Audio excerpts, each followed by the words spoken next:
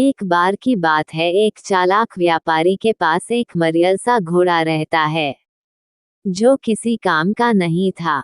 न तो वह बिक रहा होता है और न वह कुछ काम कर पाता है।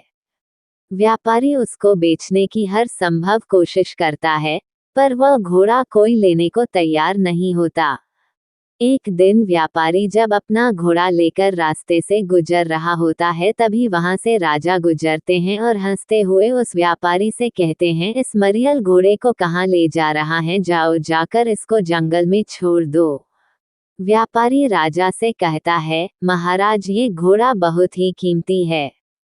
ये वह काम कर सकता है जो काम आपका घोड़ा नहीं कर सकता।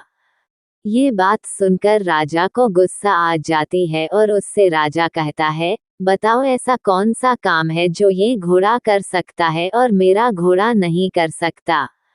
अगर मेरा घोड़ा वह काम नहीं कर पाया जो तुम्हारा घोड़ा कर सकता है, तो मैं तुमको 1000 सोने के सिक्के दूंगा, और मेरे घोड़े ने भी वही काम कर दिया जो तुम्हारे घोड़े किया, तो मैं तुमसे 1000 सोने के सिक्के लूंगा। व्यापारी इसके लिए मंजूर हो जाता है और कहता है, इसके लिए महाराज हमको नदी के पास जाना होगा। तभी नदी में बहुत तेज उफान आया था, मानो नदी में बाढ़ आई हो। व्यापारी अपने मरियल से घोड़ों को नदी में धक्का दे देता है और कहता है, देखो महाराज, मेरा घोड़ा इस उफान में तैरकर आएगा। क्या आपका घोड़ा ये कर सकता है?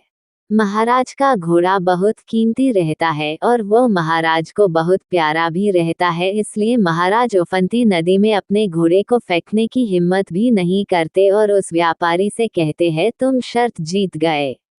इस प्रकार व्यापारी उस मरियल घोड़े से 1000 स्वर्ण मुद्राएं प्राप्त कर लेता है।